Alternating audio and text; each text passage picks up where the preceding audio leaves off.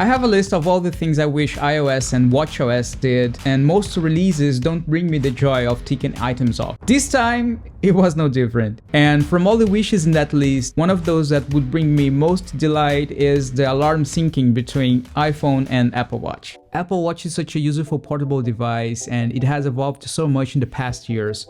More in the hardware than in the software, yes, but there is only so much that its screen real estate can allow. The limitation of the screen size, however, can be overcome by a seamless user experience. Imagine you take off your Apple Watch to charge it or just give your wrist a rest. You're not close to it anymore, you left the house. Once the alarms on the watch go off, you can't remotely snooze or stop them, being a little annoying for the people you live with. And even worse, picture this situation at the office you work. Manually disabling the alarms every time you take it off sounds a little bit cumbersome, right? Currently, when you create an alarm using the iPhone, it can send an alarm notification to the Apple Watch. Then, from the watch, you send commands back to the iPhone, like stop and snooze. On the other hand, alarms on Apple Watch work independently and are not notified on iPhone, breaking this two-way chain. For me, the perfect experience would be to have all the alarms synced in both devices. You create an alarm in one, it shows up in the other, just like the synchronization of notes and reminders. As a software engineer, I understand that the implementation of a two-way communication system between the iPhone and Apple Watch might not be as simple as it seems,